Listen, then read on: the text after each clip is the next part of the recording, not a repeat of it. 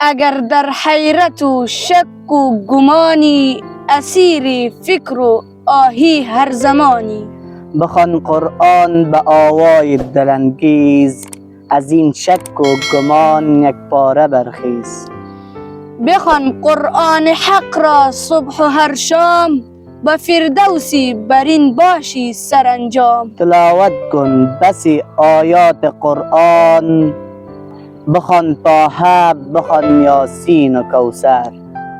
بخوان قرآن با آوای حجازی، رکوعی کن سجودی کن نمازی. بخوان قرآن دل آرام و نایاب، بدان قرآن رفیقی خوب و همناب.